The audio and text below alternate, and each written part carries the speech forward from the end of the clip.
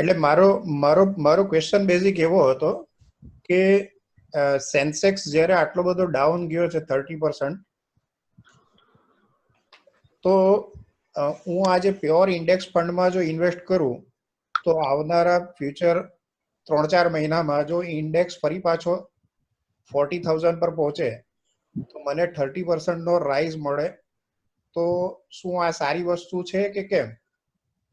3-4 મહિનામાં જો 30% ગ્રોથ મળતો હોય તો દરેક રોટેરિયન્સ અથવા તો દરેક વ્યક્તિએ આમાં ઇન્ડેક્સ ફંડમાં રોકાણ કરવું જોઈએ કે કેમ? આનું ગાઈડન્સ આપશો પ્લીઝ.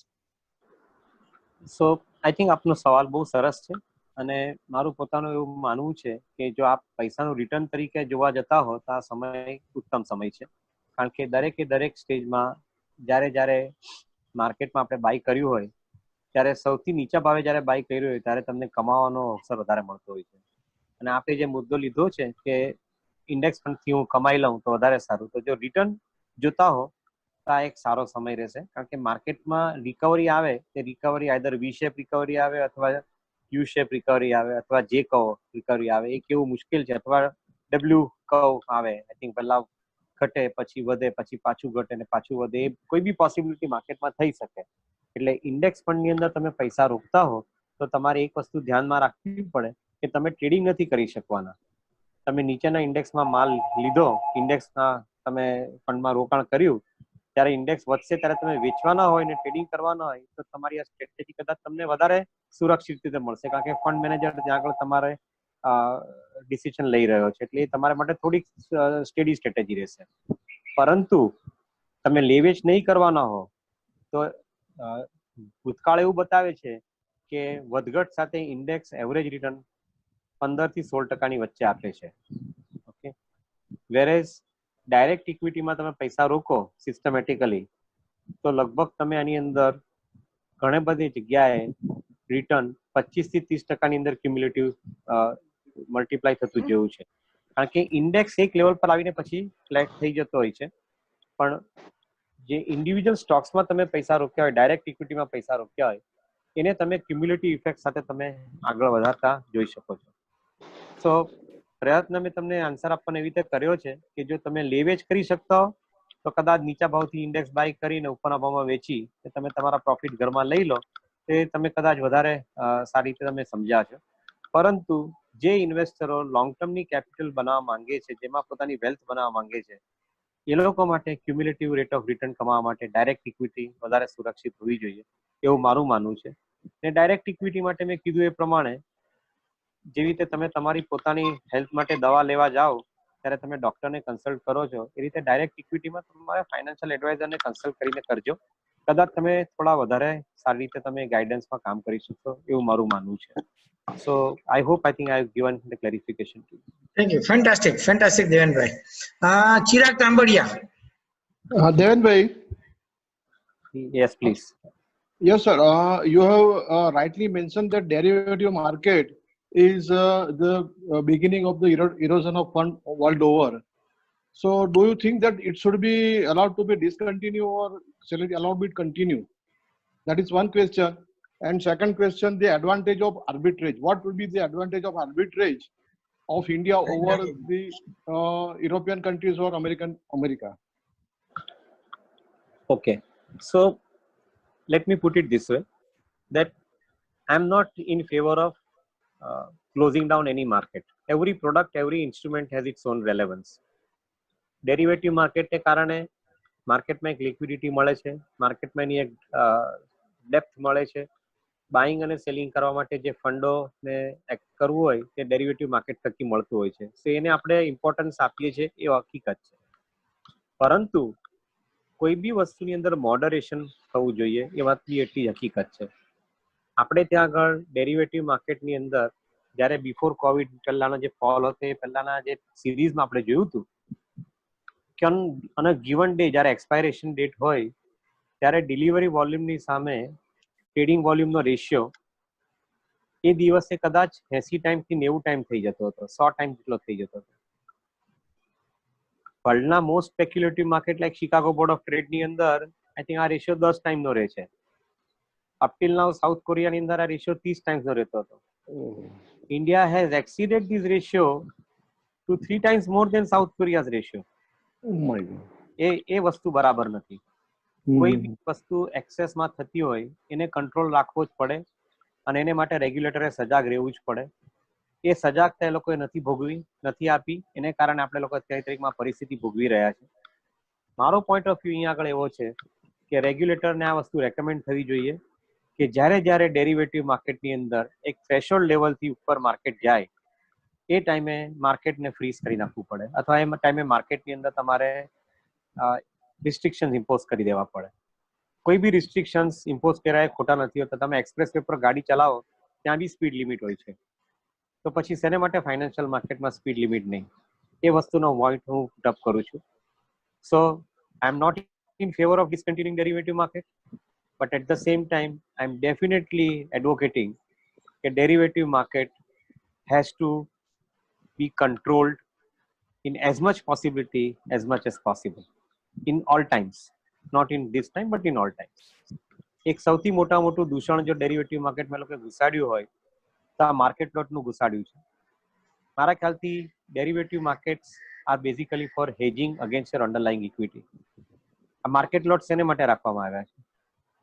માર્કેટ લોટ 10 લાખના સુધીના કરવા માટે રાખી અને તમે મોટા ટ્રેડર્સોને જ માર્કેટમાં ઇન્વાઇટ કરી રહ્યા છો. જે બીજો ઇન્વેસ્ટર છે ક્યારે એની અંદર હેજ કરી શકશે? આઈ થિંક રેગ્યુલેટરની આ ભૂલ છે.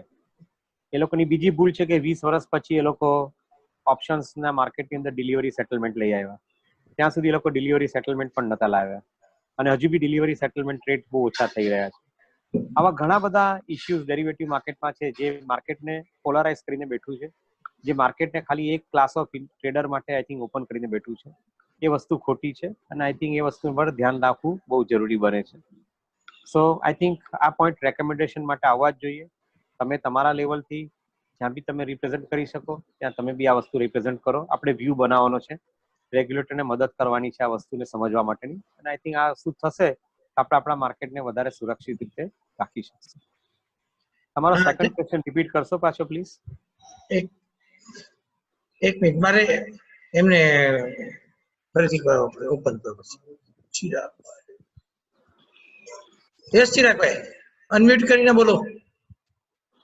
Ji sir, Deven sir, what would be the advantage of arbitrage? Okay, હા સારું થયું તમે કીધું, બરાબર છે. હવે આઈ થિંક એક તરફ જ્યારે તમારે 0% રેટ ઓફ ઇન્ટરેસ્ટમાં ફંડ બીજી ઇકોનોમીમાં મળતા હોય અથવા નેગેટિવ રેટ ઓફ ઇન્ટરેસ્ટમાં ફંડ એ લોકોને મળતા હોય ને બીજી તરફ એ લોકોને ઇકોનોમીમાં પોતાને ગ્રોથ નથી, એ લોકો અત્યારની તારીખમાં સિગ્નિફિકન્ટલી આઈ થિંક ગ્રોથ વગર ઓપરેટ કરી રહ્યા છે. મારું એવું માનવું છે કે ઇન્ડિયાની અંદર ગ્રોથ છે, ઇન્ડિયાની અંદર માર્કેટ છે, ઇન્ડિયાની અંદર ઓપોર્ચ્યુનિટી છે, ઇન્ડિયાની અંદર લીડરશિપ છે, ઇન્ડિયાની અંદર બધી જ જાતની પોસિબિલિટીઝ છે. જ્યારે તમારે આ ટાઈપની પોસિબિલિટીઝ સાથે ઇન્ડિયા આટલું પ્રોમિસ બતાવતું હોય તો મારું એવું માનવું છે કે ગ્લોબલી ફંડ્સ જે નીચા ભાવમાં બીજે બધેથી મળી રહ્યા છે એ ફંડ્સ અહીંયા આગળ વ્યવસ્થિત રીતે કમાવા માટે ઇન્ડિયામાં એન્ટ્રી લઈ શકશે. અને આઈ થિંક જો આપણે સિસ્ટમેટિકલી ઇન્ફ્રાસ્ટ્રક્ચરમાં પૈસા એટ્રેક્ટ કરી શકીએ, આપણે સિસ્ટમેટિકલી માર્કેટની અંદર પૈસા એટ્રેક્ટ કરી શકીએ, જો આ પૈસા આપણે સિસ્ટમેટિકલી એટ્રેક્ટ કરી શકીએ તો મારું એવું માનવું છે કે this will create a very powerful arbitrage opportunity. આજે વર્લ્ડના રિયલ એસ્ટેટના મોટા ફંડ બ્લેકસ્ટોન જેવી કંપનીઓ છે એ લોકોએ આઈ થિંક ઇન્ડિયાની અંદર આર્બિટ્રાજ જ કર્યું છે રિયલ એસ્ટેટની અંદર. નીચા ભાવમાં પૈસા ત્યાંથી લાવવા અને લગભગ 6 થી 8% યીલ્ડમાં પૈસા પાક કરવા અથવા ગવર્મેન્ટ ટ્રેઝરીની અંદર 7% આસપાસના યીલ્ડમાં પૈસા પાક કરવા, એ આર્બિટ્રાજ જ છે. ઇવન તમે પૈસાની હેજિંગ કોસ્ટ બી ગણો 4%, 5%, તો બી તમારી પાસે 3%ની આસપાસ, 4%ની આસપાસનું તમને આર્બિટ્રાજ મળી રહ્યું છે. તો આ ટાઈપનું આર્બિટ્રાજ વર્લ્ડના મોટા ફંડ્સ લાવી રહ્યા છે. મારા ખ્યાલથી ઇક્વિટીની અંદર પણ બહુ મોટું આર્બિટ્રાજ સેટ થયું છે. મેં કીધું એ પ્રમાણે આઈ થિંક ઘણી બધી ઇન્ડસ્ટ્રીની અંદર આપણે we are the leaders in the industry, અને આ લીડરશિપ પોઝિશનની અંદર આપણે પૈસા બહુ મોટા એટ્રેક્ટ કરી શકશું. સો આઈ થિંક વ્યૂ એવો બને છે અહીંયા આગળ કે કદાચ આ પરિસ્થિતિ આવનારા સમયમાં સંભાળી લેશે. મારું એવું માનવું છે કે સારા દિવસની અંદર આઈ થિંક વેક્સિન માટેના ન્યૂઝ આવી શકશે. લગભગ 70 જેટલી કંપનીઓ વેક્સિન બનાવવાની પાછળ મહેનત કરી રહી છે. એમાંથી 3 કંપનીઓ એવું જાણવા મળે છે કે બહુ એડવાન્સ લેવલ પર છે વેક્સિન બનાવવાની કોવિડને માટે, અને ઘણી કંપનીઓ એની ટ્રીટમેન્ટ માટેની જે મેડિસિન બનાવવાની હોય તેની અંદર પણ ઘણું બધું એગ્રેસિવલી આગળ કામ કરી રહી છે વર્લ્ડની અંદર. તો આઈ થિંક આ વાયરસ કાયમ રહેવાનો નથી. At the same time I think human હેલ્થને માટેનું ઇમ્પોર્ટન્સ વર્લ્ડની અંદર અત્યારની તારીખમાં સિસ્ટમેટિકલી આપવામાં આવી રહ્યું છે. હું એવું માનીને ચાલું છું કે એક તરફ હ્યુમન હેલ્થ સ્ટેબલ થાય, બીજી તરફ financial health of the country stable થાય, જે મેં સમજાવ્યું વિસ્તારથી. તો એની સાથે સાથે ઇન્વેસ્ટરની હેલ્થ ડેફિનેટલી સ્ટેબલ થશે. ઇન્વેસ્ટરને ઓપોર્ચ્યુનિટી અહીંયા આગળ બહુ મોટી મળી રહી છે. સિલેક્ટિવલી ડિસિપ્લિન સાથે ઇન્વેસ્ટમેન્ટ કરવું જોઈએ, અને આઈ થિંક આ એપ્રોચ પર ધ્યાન અપાવવું જોઈએ. Thank you Devanbhai. હિરેન મોદી. નમસ્તે દેવનભાઈ. મસ્તે. દેવનભાઈ, મારા 2 ક્વેશ્ચન છે. પહેલો ક્વેશ્ચન એવો છે કે ચાઇનામાંથી જે બધી કંપનીઓ બહાર જાય છે તો એનો ઇન્ડિયાને કેટલો બેનિફિટ મળશે, અને સેકન્ડ છે કે પરચેસ પાવરમાં લોકોને કેટલો ફરક પડશે, અને ઓટોમોબાઈલ ઇન્ડસ્ટ્રી ક્યારે રિવાઇવ થશે? ઓકે, સો આઈ થિંક ચાઇનામાંથી કંપનીઓ પોતાનો મેન્યુફેક્ચરિંગ બેઝ શિફ્ટ કરી ગ્લોબલાઇઝેશનનો જ્યારે એપ્રોચ ઊભો થયો હતો ત્યારે ગ્લોબલાઇઝેશનની અંદર વર્લ્ડે એવું નક્કી કર્યું કે we will be the market and China will be the manufacturer. તો China became the largest manufacturer in different product items in the world. Now ગ્લોબલાઇઝેશનના બેનિફિટ બી થયા અને એના મોટા ડિસએડવાન્ટેજીસ બી આવ્યા. છેલ્લા 40 વર્ષની અંદર ગ્લોબલાઇઝેશનને કારણે અમુક કન્ટ્રીઓ અને એના માણસો આળસુ થઈ ગયા, કામ કરવાનું ભૂલી ગયા, અને દરેક જગ્યાએ એક્સપેક્ટ કરવા માંડ્યા કે અમે લોકો મેન્યુફેક્ચરિંગ નહીં કરીએ, મેન્યુફેક્ચરિંગ ચાઇના કરશે, અમે લોકો તો ફક્ત કન્ઝ્યુમ કરશું. આઈ થિંક આ પરિસ્થિતિ નો અંદાજ લોકોને આવી ગયો છે. દરેક કન્ટ્રીએ પોતાની દેશની અંદર એ લોકોએ બેલેન્સ સાચવવું પડશે. On one side, if you are outsourcing something from somewhere, on the other side, you have to employ your people in your country. તો આજે અમેરિકા જેવા દેશની અંદર પણ આઈ થિંક એ વસ્તુનું રિયલાઇઝેશન થઈ ગયું છે કે એ લોકોએ બધી ફેસિલિટી ફેક્ટરીઝો બંધ કરી દીધી, એ વ્યવસ્થિત નથી કર્યું કામ એ લોકોએ. તો એ લોકો પણ આઈ થિંક પોતાના દેશમાં મેન્યુફેક્ચરિંગ પાછું શિફ્ટ કરવા માટેના પ્રયત્ન કરી રહ્યા છે. બીજા દેશો, ઇન્ડિયાએ તો મેક ઇન ઇન્ડિયાનો પ્રોગ્રામ 5-6 વર્ષ પહેલા મોદી સાહેબની ગવર્મેન્ટ આવી એની સાથે એ લોકોએ આ 5-6 વર્ષ પહેલા મેક ઇન ઇન્ડિયાનો પ્રોગ્રામ સેટ કરી નાખ્યો હતો. તો મારું એવું માનવું છે કે ચાઇનામાંથી it's a matter of time. Systematically I think અમુક ફેસિલિટીઝ બીજી દેશમાં જવાની ચાલુ થાય. એ પોસિબલ ક્યારે થાય કે જ્યારે આઈ થિંક બીજા દેશોની અંદર કમન્સરેટ ઇન્ફ્રાસ્ટ્રક્ચર વર્લ્ડને સપ્લાય કરવા માટે ઊભું થાય ત્યારે. અને જેની મેં વિસ્તારથી વાત કરી કે ઇન્ડિયાની અંદર ઇન્ફ્રાસ્ટ્રક્ચરની સાથે સાથે આઈ થિંક ડેવલપમેન્ટ થાય તો ઇન્ડસ્ટ્રી માલ બનાવી અને માલને બહાર વેચી શકે. સો આઈ થિંક આ પોઈન્ટ પર આપણે ડેફિનેટલી આગળના સમયમાં બી જોતા રહીશું કે કઈ કંપનીઓ ચાઇનામાંથી પોતાના ઓપરેશન શિફ્ટ કરી અને ઇન્ડિયા જેવી કન્ટ્રીમાં લાવતું જાય છે. એના પર આપણે ઇન્ટરેસ્ટિંગલી ઓબ્ઝર્વેશન રાખતા રહીશું આવનારા સમયની અંદર. આ કંઈ 1 કે 2 વર્ષનો પ્રોગ્રામ નથી. આ પ્રોગ્રામ મારા ખ્યાલથી આવનારા 10-20 વર્ષનો પ્રોગ્રામ છે. અને ઇન્ડિયા જો સરખી રીતે પોતાની લીડરશિપ મેન્ટેન કરી શકે તો વર્લ્ડના બધા દેશોની અંદરથી લોકોને ઇન્ડિયામાં આવવા માટે કોન્ફિડન્સ વધી જશે, એવું મારું માનવું છે. સેકન્ડ પોઈન્ટ તમારો જે તો એ કન્ઝ્યુમર માર્કેટનો હતો કે કન્ઝ્યુમર ડિમાન્ડ ક્યારે રિવાઇવ થાય. મારું એવું માનવું છે કે અત્યારની તારીખની અંદર કન્ઝ્યુમર સ્પેન્ડ નથી કરી રહ્યો કારણ કે બહાર નથી નીકળી રહ્યો. પણ એકવાર બહાર નીકળવાનું સ્ટાર્ટ થાય એટલે એનું સ્પેન્ડિંગ પાવર પાછો ચાલુ થાય. એ ડિમાન્ડ ચાલી નથી ગઈ, એ ડિમાન્ડ પોસ્ટપોન થઈ છે. હા, હું માનું છું કે અમુક જગ્યાએ ડિમાન્ડ ચાલી ગઈ છે. હોટલનો બિઝનેસ છે, ટ્રાવેલિંગનો બિઝનેસ છે, એ ડિમાન્ડ ચાલી ગઈ છે. પરંતુ ઓટોમોબાઈલનો બિઝનેસ છે કે કન્ઝ્યુમર ગુડ્સનો બિઝનેસ છે, એ બધા બિઝનેસની અંદર ડિમાન્ડ પોસ્ટપોન થઈ છે, ચાલી નથી ગઈ.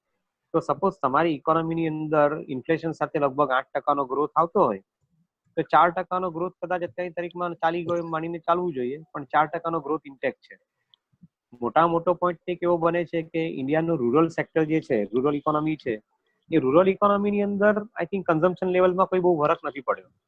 ઓન ધ કોન્ટ્રી, આજે અત્યારની તારીખમાં રબી ક્રોપનું જે હાર્વેસ્ટિંગ થઈ રહ્યું છે, એ રબી ક્રોપનું હાર્વેસ્ટિંગ થકી રૂરલ ઇકોનોમીમાંથી માલ બધો માર્કેટમાં આવવાનો સ્ટાર્ટ થાય તો આખી રૂરલ ઇકોનોમી રિવાઇવ થવાનું ચાલુ થાય, અને રૂરલ ઇકોનોમી રિવાઇવ થવાનું ચાલુ થાય તો લગભગ 65 થી 70% ઇન્ડિયાનું પોપ્યુલેશન રૂરલ ઇકોનોમી સાથે સંકળાયેલું છે. તો મારું એવું માનવું છે કે આજે ગ્રેજ્યુઅલી લોકડાઉન એ લોકો લીડ કર્યો છે, એનાથી મારા ખ્યાલથી 65 થી 70% ઇકોનોમીને તો આઈ થિંક ટ્રસ્ટ મળી જ ગયો છે. એટલે કન્ઝ્યુમર ડિમાન્ડ જે છે એ ડિમાન્ડ તમે it's a matter of time કે લેબરર જે ચાલી ગયા છે પોતાના ગામની અંદર એ લોકો પાછા આવે અને આવનારા 15 દિવસથી મહિનાની વચ્ચે ઓપ્ટિમિસ્ટિકલી રહીને આપણે એવું વિચારીએ કે આઈ થિંક ડિમાન્ડ પાછી સેટ થવાની ચાલુ થાય. હા, ડેફિનેટલી જોખમ એ રહેશે કે આ કોવિડનો જે એટેક છે એ એટેક આપણી દેશની ઉપર વધારે નહીં થવો જોઈએ. અત્યાર સુધી આપણે લોકો બહુ સુરક્ષિત રીતે આ એટેકને આપણે બચાવી શક્યા છે આ દેશની અંદર, અને હવે પછીના સમયની અંદર પણ બધાએ બહુ વ્યવસ્થિત રીતે કામ કરી અને આઈ થિંક આપણે લોકોએ સેફ ડિસ્ટન્સ મેન્ટેન કરીને આઈ થિંક દરેક રિસ્પોન્સિબિલિટી ઓબ્ઝર્વ કરવી પડશે. એવું માનું છું કે consumer demand will bounce back. Automobile ક્ષેત્રની અંદર તમે જે વાત કરી એની અંદર અગેન મેં કીધું એ પ્રમાણે ડિમાન્ડ પોસ્ટપોન થઈ છે. જે માણસ 85% ઓટોમોબાઈલનું પરચેસ જે છે એ ક્રેડિટ પર થાય છે. એક વસ્તુ આપ સમજો, 85% ઓટોમોબાઈલનું જે કન્ઝમ્પશન છે એ ક્રેડિટ પર થાય છે. દેટ મીન્સ બેંકોનું ફંડિંગ થાય, એનબીએફસીનું ફંડિંગ થાય, એના પર ઓટોમોબાઈલનું આજની તારીખમાં બાઇંગ થાય છે. પૈસા બેંક પાસે છે, પૈસા એનબીએફસી પાસે છે, પ્રોબ્લેમ કન્ઝ્યુમરનો થશે. કન્ઝ્યુમરની પાસે આજની તારીખની અંદર બાઇંગ કેપેસિટી ઘટી છે, એટલે કદાચ એને 3-4 મહિના જ્યાં સુધી સિસ્ટમ પાછી પૂરેપૂરી સ્ટેબિલાઇઝ નહીં થાય, ને I am raising the optimistic tone here કે 3-4 મહિનાની અંદર સિસ્ટમ સ્ટેબિલાઇઝ થઈ જાય તો કન્ઝ્યુમરની ડિમાન્ડ જે છે એ શિફ્ટ થઈ છે એ પાછી આવવાની ચાલુ થાય. એક અંદાજ એવું કે છે કે લગભગ second half of the financial યરની અંદર 2021ના ફાઇનાન્શિયલ યર સેકન્ડ હાફમાં ઓટોમોબાઈલની અંદર ડિમાન્ડ પિકઅપ પાછી થવાની સ્ટાર્ટ થવી જોઈએ, અને ત્યાં સુધીની અંદર વર્લ્ડે કદાચ આ ડિઝીઝને બીટ કરવા માટેનો વેક્સિન શોધી નાખ્યું હશે, એની ટ્રીટમેન્ટ માટે દવાઓ શોધી નાખી હશે, અને ત્યાં સુધીની અંદર આઈ થિંક આજે જે નંબર ઓફ કેસીસ રજીસ્ટર થઈ રહ્યા છે તે પીક આઉટ થઈ અને ઘટવાના સ્ટાર્ટ થશે. સો આ ઓપ્ટિમિસ્ટિક સિનારિયો સાથે I would put it across કે સપ્ટેમ્બર થી ડિસેમ્બરના ક્વાર્ટરની અંદર hopefully the auto demand should come back to, I think, better levels than what they are currently. Thank you, Devanbhai. Sumit Umrania, please ask your question. Hello Deven sir. हाँ जी. Hello. हाँ, સંભળાય છે ને? हाँ जी બોલો. અચ્છા, એટલે મારો એક પોઈન્ટ એ છે, પ્રશ્ન એ છે કે how much Sensex can go down if the pandemic continues for more than 6 months? કારણ કે એવું જણાય છે કે 6-12 મહિના સુધી જે વેક્સિન જે છે એ આવવાના કોઈ ચાન્સ દેખાતા નથી, કારણ કે બધી કંપનીઓ એવું કહે છે કે મિનિમમ 12 months જેવું, 12 થી 18 months જેવું વેક્સિનને આવવામાં લાગી શકે છે, અને ત્યાં સુધી જો મેડિસિન શોધાઈ જાય તો કોઈ પ્રશ્ન નથી, પણ આ જો કદાચ ન થાય, મેડિસિન ન શોધાય તો વેક્સિનને આવતા 12 મહિના થશે, તો પછી સેન્સેક્સ જે છે એ કેટલો નીચો જઈ શકે છે? એક કોઈ એનું કઈ બોટમ લેવલ આપણે વર્કઆઉટ કરી શકીએ કે આ લેવલ સુધી જઈ શકે? હું કોઈ ગેસવર્કની થિયરીમાં બહુ વિશ્વાસ નથી રાખતો, કારણ કે જેમ જેમ પરિસ્થિતિ આવતી જાય તેમ તેમ તમે એ પરિસ્થિતિની અંદર તમે તમારા વ્યૂઝ પુટઅપ કરતા જાઓ. એ એક વ્યવહારિક વસ્તુ છે, એક સ્વાભાવિક વસ્તુ છે, પણ તમે કોઈ ગેસવર્ક કરો ને પ્રોજેક્શન કરો અને પરિસ્થિતિને તમે નહીં માનમાં રાખીને કરતા હો તો એ વસ્તુ બરાબર નથી. એ કદાચ ગેરમાર્ગે આપણે લોકોને દોરવાનું કામ થશે, તે કદાચ નહીં કરવું જોઈએ. પણ એક ઇમ્પોર્ટન્ટ આસ્પેક્ટ એ બને છે કે સેન્સેક્સને ઘટવા માટે એવા કયા પરિબળો હોઈ શકે કે જે સેન્સેક્સ ઘટાડી શકે? મારા હિસાબે સૌથી મોટું જો પરિબળ કોઈ હોય ઘટવા માટેનું, તે પરિબળ હોઈ શકે કે માર્કેટ જ ચાલુ નહીં થાય, વિચ મીન્સ દેટ તમે હમણાં જે કન્ઝમ્પશનના માર્કેટની વાત કરી, એ કન્ઝમ્પશનનું માર્કેટ રિવાઇવ જ નહીં થાય. ઓકે, આપણે ઓપ્ટિમિસ્ટિક સિનારીઓમાં પકડીને ચાલીએ છીએ કે સપ્ટેમ્બર પછી આઈ થિંક માર્કેટ ઓટોમોબાઈલ માટે સારું રહેશે, અને જુલાઈ ટુ સપ્ટેમ્બરના પીરિયડની અંદર નોર્મલ કન્ઝમ્પશન માટે માર્કેટ ચાલુ થઈ જશે, અને કદાચ આ મે જૂનના બેલેન્સ પીરિયડની અંદર આઈ થિંક સ્ટેબિલિટી આવી જશે કન્ઝમ્પશનમાં, એવું આપણે ઓપ્ટિમિસ્ટિકલી વર્કઆઉટ કરીને ચાલી રહ્યા છે. પણ સપોઝ એ વસ્તુ નહીં થાય તો કદાચ તમે ને હું એ વસ્તુમાં ખોટા પડી શકીએ, અને જો એ નહીં થાય તો કદાચ આઈ થિંક કંપનીઓને જે ધંધો કરવો છે, જેનો પ્રોફિટ કમાવાનો છે તે નહીં થાય, તો કદાચ જે ઇન્વેસ્ટર જે માર્કેટમાં આવવાનો હોય તે કદાચ એકવાર અટકી જાય આવતો, એ બી પોસિબલ છે. પણ જો એ પરિસ્થિતિ નહીં થાય ને એમ જે પાછમાં જે પહેલા સમજાવી એ પરિસ્થિતિ ઊભી થવાની હોય તો ઇન્વેસ્ટર તો 3 મહિના પહેલા પૈસા લઈ આવશે જ માર્કેટની અંદર. અને મારું પોતાનું એક એવું મંતવ્ય છે કે આપણે બંને પોસિબિલિટીનું ધ્યાન જરૂર રાખવું જોઈએ, પણ મેં પહેલી પોસિબિલિટી જે સમજાવી એ પોસિબિલિટી વધારે સ્ટ્રોંગ દેખાય છે મને. ઇન્વેસ્ટર ઓકે, કોર્પોરેટની અંદર ઇમ્પ્રુવમેન્ટ આવે એ પહેલા ઇન્વેસ્ટર પૈસા લઈ આવશે માર્કેટની અંદર. એ 3 મહિના 6 મહિના પહેલા જ પૈસા રોકશે, એ પછી નહીં રોકે. સો એ વસ્તુ પકડીને ચાલો.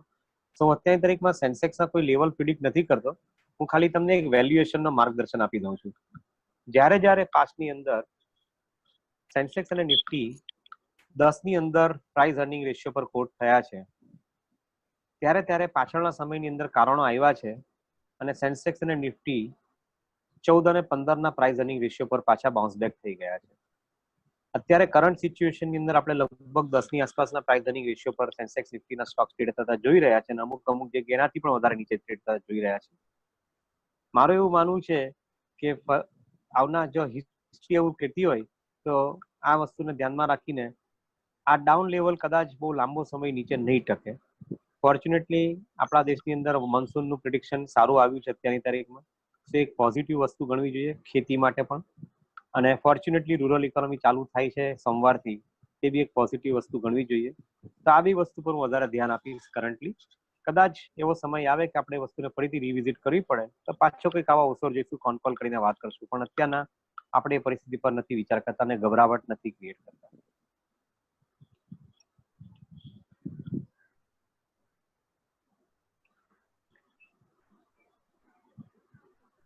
પ્રશાંતભાઈ નો અવાજ નથી આવતો. યા વિશાલ મર્ચન્ટ પ્લીઝ. હાજી દેવાનભાઈ કેમ છો? બસ મજામાં ભાઈ.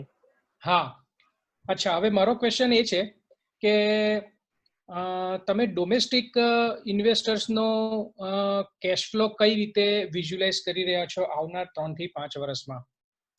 મ્યુચ્યુઅલ ફંડ્સમાં અરાઉન્ડ રિટેલ ઇન્વેસ્ટરની 8,500 કરોડની એસઆઈપીની બુક છે અને mutual fund industry around 25 lakh કરોડની છે. તો મારો બહુ સ્પેસિફિક ક્વેશ્ચન ડોમેસ્ટિક ઇન્વેસ્ટર પર છે કે તમે કઈ રીતે એને વિઝ્યુલાઇઝ કરી રહ્યા છો આવનાર 5 વર્ષ માટે? સો ગુડ પોઈન્ટ, ડેફિનેટલી.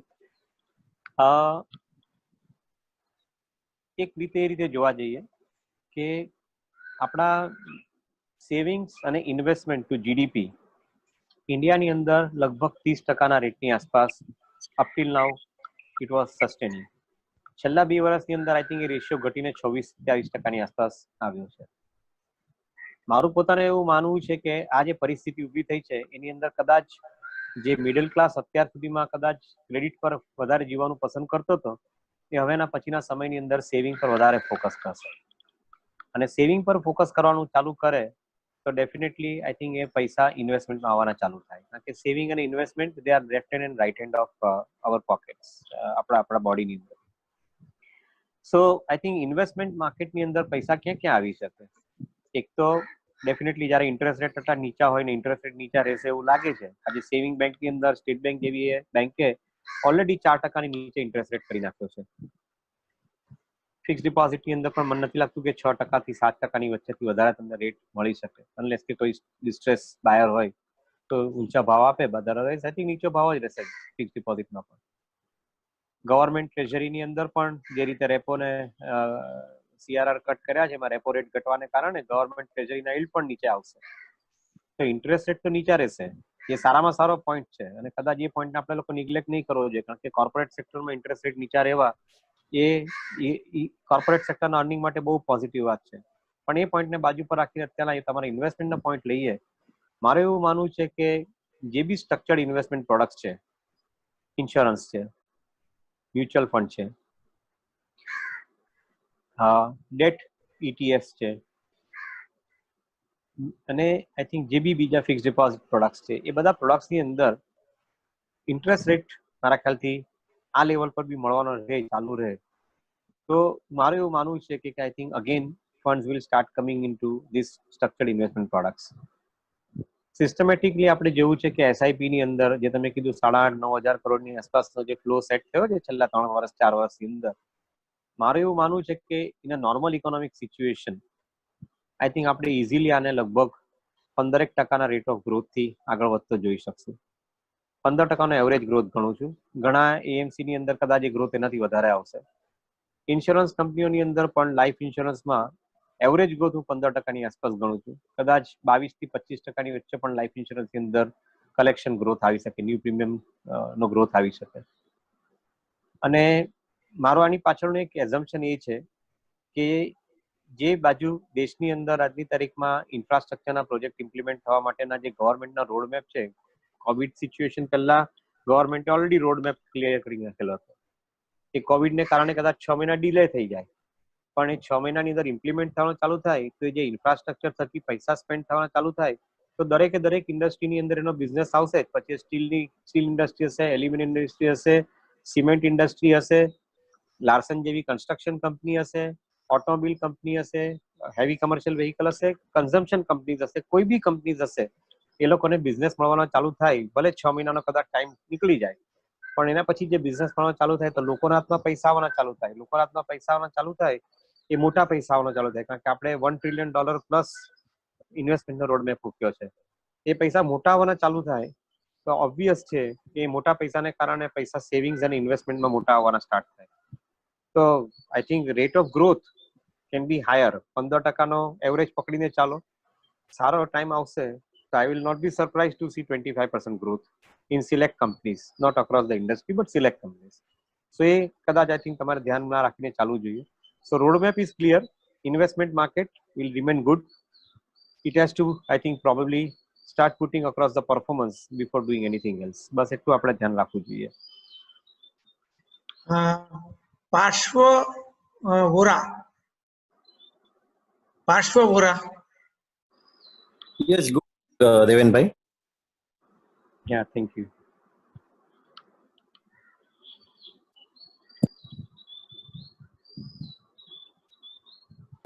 Hello.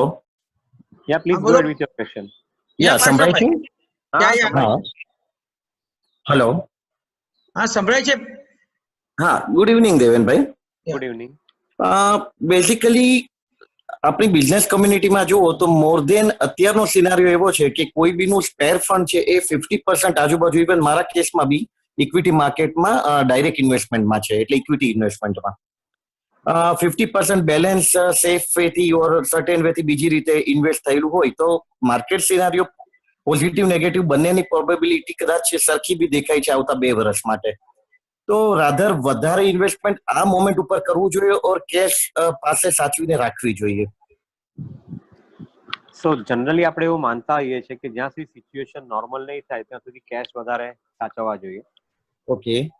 એવું આપણે જનરલી માનતા હોઈએ છીએ અને એ આઈ થિંક માનવાનું બરાબર બી છે. એટલે મારું સપોઝ હું ફાઇનાન્શિયલ પ્લાનિંગ પોઈન્ટ ઓફ વ્યૂથી તમને એક સિમ્પલ પોઈન્ટ પુટ અપ કરું કે તમારા જે normal day to day life જીવવા માટેના જેટલા પૈસા જોઈતા હોય, ઘર ખર્ચ છે, બિઝનેસ ચલાવવા માટેના જે ખર્ચાના માટે જે પૈસા જોઈતા હોય, એ પૈસાની જો તમે સગવડ કરી લીધી હોય તો બાકીના પૈસા પછી તમારે ઇન્વેસ્ટમેન્ટ તરફ જવાના શરૂ થવા જોઈએ. ઓકે. હવે ઇન્વેસ્ટમેન્ટ તરફ તમે પૈસા લઈ જાઓ એ જરૂરી નથી કે તમે એક જ સાથે બધું ડિપ્લોય કરો ને એમ માનીને ચાલો કે કાલથી સિચ્યુએશન નેગેટિવ થવાની જ નથી. જે મેં સમજાવ્યું એ પ્રમાણે ઇનિશિયલી કદાચ વી શેપ તમારે બાઉન્સ આવે માર્કેટની અંદર, પછી એ ડબલ્યુ શેપમાં કન્વર્ટ થઈ જાય અને આઈ થિંક આખો જે શેપ જે છે એ કદાચ જે કહું એટલે આઈ થિંક એને હોકી સ્ટિક કહું આપણે જે કહીએ એ વસ્તુ બી કદાચ થઈ શકે. તો એ વસ્તુ પર ધ્યાન રહેવું જરૂરી બને છે. એટલે લિક્વિડિટીને પહેલું પ્રાધાન્ય આપવાનું એમાં કોઈ સવાલ નથી. પરંતુ જીવવા માટે કે 50% ફંડ છે એ કોઈ સિક્યોરિટી લાઈક બોન્ડિંગ કોઈ હોઈ શકે ઓર એફડીઝ હોઈ શકે. 50% કર્યું એમાંથી 50 માંથી વિડ્રો કરીને રાધર જીવવા માટે કદાચ જરૂર ન હોય કે બિઝનેસ સફિશિયન્ટ હોય, પણ હું સ્પેર ફંડ માટે પૂછું છું કે આનાથી વધારે એક્સપોઝર અત્યારે આ લેવલે કરવું જોઈએ કે ન કરવું જોઈએ? મારા હિસાબે આઈ થિંક સિલેક્ટિવલી કરવું જોઈએ. મારું એવું માનવું છે સિલેક્ટિવલી એક્સપોઝર વધારતા રહેવું જોઈએ. જેમ જેમ ક્લેરિટી ઇમર્જ થતી જાય તેમ તેમ એક્સપોઝર વધારતા રહેવું જોઈએ. એનું કારણ છે કે મેં સમજાવી એ પ્રમાણે ઓપ્ટિમિસ્ટિક સિનારીઓ મેં તમારી સામે પુટઅપ કર્યો, મેં સમય થોડો ઘણો કંટ્રોલ સિનારીઓ બી તમારી સામે પુટઅપ કર્યો. એ બધી સિચ્યુએશનની અંદર એવું ચોક્કસપણે દેખાય છે કે I think we are managing our economy far better than other parts of the world. તો certainly I think we will deserve and will get a first preference to recover, એવું મને લાગે રાખે છે. તો આઈ થિંક આ સમયે risk નહીં લેશો તો પછી લેવાનો ક્યારે સમય આવશે? અને કદાચ આ સમયે પૂરેપૂરું રિસ્ક લઈ લો ને પાછળથી તમને કદાચ નીચા ભાવ મળે ત્યારે તમારા હાથમાં લિક્વિડિટી નહીં હોય, એ વસ્તુ બી તમને રિગ્રેટ ફીલ કરાવી શકે. એટલા માટે મેં તમને કીધું થોડો એક મેજર્ડ એપ્રોચ રાખો, ધીમે ધીમે કરીને રોકો. મેં એક થિયરી રાખી છે, આઈ થિંક એની અંદર એક થોડું સાયન્સ બી છે. Follow 40-40-20, 40% now, 40% over next 6 to 8 weeks and 20% cash in hand, કે જ્યારે કોઈ બી કારણસર કોઈ સારી કંપની કોઈ વખત માર્કેટમાં કારણસર કોઈ ઘટાડો આવે એ સમયે તમારા હાથમાં એ 20% કેશ હોવો જોઈએ કે તમે એ વસ્તુને હાથમાં લઈ શકો અને તમે એને પાછો જ્યારે ચાન્સ મળે ત્યારે એને સ્વિંગ કરીને તમે વેચી શકો. સો એ 40-40-20 ની થિયરી મેં રાખી છે અને એ થિયરી થોડી ઘણી એટલા માટે પણ સેટ કરી છે કે આપણે લોકોને કંઈક એક બેન્ચમાર્ક જોઈએ કામ કરવા માટે. તે બેન્ચમાર્ક રાખ્યો છે. આપણે આઈધર એક્ઝિબરન્સ નહીં બતાવવાનું અથવા આપણે બહુ વધારે પડતા કન્ઝર્વેટિવ બી નહીં થઈ જવાનું, પણ એક બેલેન્સ એપ્રોચ રાખવા માટે આ એક એપ્રોચ તમે ફોલો કરી શકો તો ટ્રાય કરજો. કદાચ આઈ થિંક તમને એમાં સફળતા મળશે તો મને આનંદ થશે. Thank you Dhaval Choksi. ધવલભાઈ એક મિનિટ. દેવેનભાઈ વાંધો નથી ને, ક્વેશ્ચન્સ છે તો? હા હા ચાલુ રાખો, નો પ્રોબ્લેમ. ઓકે ધવલ જોય. કેમ છો દેવેનભાઈ? મારો એક question regarding a different class of asset gold માટેનું છે. આપણે તો ઇનહેરિટન્સ લવ ગોલ્ડ માટે છે અને આપણી ગવર્મેન્ટ બે રીઝનથી ડિસ્કરેજ કરે છે. પ્રાઇમરીલી કરંટ અકાઉન્ટ ડેફિસિટ અને ડેડ ઇન્વેસ્ટમેન્ટ કહે છે કે એનું 2 નંબરના પૈસા એમાં જાય છે, પ્રેક્ટિકલી સ્પીકિંગ. પણ can we turn the table by encouraging investment in gold, seeing the current scenario, rupee depreciate થયું છે, gold price is on rise, જ્યારે બીજી બધી કન્ટ્રી પોતાના મેજોરિટી રિઝર્વ્સ ગોલ્ડમાં રાખે છે, જ્યારે આપણી કન્ટ્રી હવે ગોલ્ડને ડિસ્કરેજ કરે છે. સો can you just give sum light over the gold investment as well, કે આપણે એને ગવર્મેન્ટ પણ એને કઈ સપોર્ટ કરીને ઇન્વેસ્ટમેન્ટને આપણે કઈ રીતે આગળ વધારી શકીએ? સો એક થોડોક સરસ તમને આનો રિસ્પોન્સ આપું. Gold as an asset class, okay, એ અત્યારની તારીખમાં સેફ એસેટ ક્લાસ છે એટલા માટે લોકો વધારે પૈસા ત્યાં શિફ્ટ કરી રહ્યા છે. એક્સેસ લિક્વિડિટી છે એટલા માટે લોકો એક્સેસ લિક્વિડિટી ગોલ્ડમાં શિફ્ટ કરી રહ્યા છે. કારણ કે બીજી જગ્યાએ કદાચ તમને સર્ટન્ટી નથી દેખાતી એટલા માટે બી ગોલ્ડ પર તમે વધારે પ્રેફરન્સ મૂકો છો, સ્વાભાવિક છે. વર્લ્ડની ઘણી કન્ટ્રીઓ મૂકે છે, સ્વાભાવિક છે. China has been accumulating gold, સમજી શકાય એમ છે. કારણ કે જ્યારે એક્સેસ લિક્વિડિટી હોય ત્યારે તમે બીજા કયા દેશમાં પૈસા રોકો? તો definitely I think you try and make this kind of investment in an asset class કે જ્યાં આગળ ડિમાન્ડ સપ્લાયથી તમે ભાવ મેન્ટેન કરી શકો, કંટ્રોલ કરી શકો. That is what China has been doing. Now I think you will argue કે ભાઈ મેં ગોલ્ડમાં રોકી મૂક્યા હોય તો મને ગમે ત્યારે જરૂર પડશે તો ભવિષ્યમાં પૈસા મને છૂટા થઈને મળી જશે. સો ફાર સો ગુડ. ડેફિનેટલી આઈ થિંક એ પોસિબિલિટી આપણે 88માં ભોગવી રહ્યા છે, એમાં ખોટું બી નથી. પરંતુ એની સામે તમે એક લાસ્ટ 100 yearsની અંદર ઓર મોર દેન 120 yearsનો એક આપણે અભ્યાસ કર્યો છે. અમેરિકાના એક નોટેડ ઇકોનોમિસ્ટે, જર્મી સેગલ કરીને છે. એ 1900ની સાલથી દરેક એસેટના પ્રાઇસીસ કેવી રીતે મૂવ થયા છે અને કેવી રીતે એસેટના પ્રાઇસીસની અંદર રિટર્ન ઉપજ્યું છે તેનો આઈ થિંક એ અભ્યાસ કરે છે. સો એનો અભ્યાસ મેં હમણાં રિસન્ટલી છેલ્લા થોડા વખતમાં બધા ડેટા ફરીથી કેપ્ચર નથી કર્યા, પણ મેં છેલ્લે જ્યારે લગભગ કેપ્ચર કર્યા હતા ત્યારે આઈ થિંક એના આંકડા કંઈક એવું જ બતાવે છે કે વર્લ્ડની અંદર જે એસેટ ક્લાસ છે, સે Boolean asset class like gold, silver, સે રિયલ એસ્ટેટ, સે ક્રૂડ ઓઇલ, સે કમોડિટીઝ, સે ડેટ, સે ઇક્વિટી. આઈ થિંક આ બધા એસેટ ક્લાસની અંદર જો તમે આંકડા જુઓ તો કેટલું રિટર્ન એને પ્રોડ્યુસ કર્યું છે છેલ્લા 100-120 વર્ષમાં, તો ફિગર્સ તમારી નજર સામે આ રીતે આવે છે. ગોલ્ડની અંદર લગભગ એવરેજ 7 થી 8% વચ્ચે યરલી રિટર્ન પ્રોડ્યુસ થયું છે. ઓકે. ડેટની અંદર અગેન એવરેજ 6% આસપાસ કે એનાથી ઓછું રિટર્ન પ્રોડ્યુસ થયું છે. કદાચ મારા ફિગર મેં અપડેટ નથી કર્યા એટલે કદાચ હું પૂરેપૂરો અત્યારની તારીખમાં એક્ઝેક્ટલી નથી કહેતો, પણ એક રાઉન્ડ અબાઉટ ફિગર કહું છું. રિયલ એસ્ટેટની અંદર આઈ થિંક એવરેજ લગભગ 10% આસપાસ પ્રોડ્યુસ થયું છે રિટર્ન. ક્રૂડ ઓઇલની અંદર again average I think somewhere around 8-9% આસપાસ રિટર્ન પ્રોડ્યુસ થયું છે.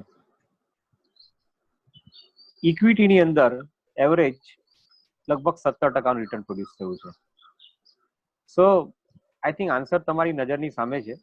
વર્લ્ડમાં છેલ્લા 100 વર્ષની હિસ્ટ્રી તમે કાઢીને જુઓ તો ગ્રેટ રિસેશન્સ બી આવ્યા છે, વર્લ્ડ વોર બી થઈ છે, અને જે ગ્લોબલાઇઝેશનનો એરા બી ચાલુ થયો તે બી આપણે વર્લ્ડમાં જોયો છે. દરેક એરાને કેપ્ચર કર્યા પછી એક વસ્તુ ક્લિયરલી બહાર આવી રહી છે કે equity by far on an average I think has been producing higher rate of return on a consistent basis. I am saying average. કોઈ ગિવન સિચ્યુએશનની અંદર નીચે આવે પછી પાછું રિકવર થાય, પાછું સ્ટેબિલાઇઝ થાય, એ બધી પોસિબિલિટીઝ છે, પણ એવરેજ અત્યારની તારીખમાં આપણે આ ફિગર જોઈ રહ્યા છે. સો જો તમને આ એવરેજ ફિગરનો તમને અભ્યાસથી તમને કોન્ફિડન્સ આવતો હોય તો મારું એવું માનવું છે કે you can keep I think part of gold for your requirement. I'm not against that, but અને હવે તો પેપર ગોલ્ડ મળી રહ્યું છે એટલે એ સારામાં સારો પોસિબલ છે, અને એ પાર્ટ ઓફ મની તમે રાખી શકો. બટ અધરવાઇઝ મારું માનો તો આ જિંદગી 100 વર્ષની જિંદગીમાંથી આપણી પાસે જે 70-80 વર્ષો જીવવાના છે એની અંદર આઈ થિંક અમુક આવી ઓપોર્ચ્યુનિટી આવે કે જ્યારે ઇકોનોમીની અંદર આવા સિચ્યુએશનમાં આપણે આવી જઈએ કે જ્યારે આખી વર્લ્ડ ઇકોનોમી બેરી સિચ્યુએશનમાં એન્ટર થઈ ગઈ હોય અને આવા ચેલેન્જીસ આવવાના સ્ટાર્ટ થાય, મારું એવું માનવું છે કે I think it is worth taking a risk and put money behind equity. Because આપણે જે જીવવાના વર્ષો છે એની અંદરથી અમુક વર્ષોની અંદર મજા કરવાના વર્ષોમાં કદાચ આ નીચા ભાવમાં ઇન્વેસ્ટમેન્ટ કર્યું હોય તો તમને ઉપરના ટાઈમની અંદર તમને એનો એક સારો સાથ મળી શકે એવું મારું માનવું છે. So you take a call. I would rather like to keep money with equity because I think I would prefer to get double the rate of return than the inflation rate of return. That is my target. So that is how I think I look at my investment portfolios. Hitenbhai Anandpara.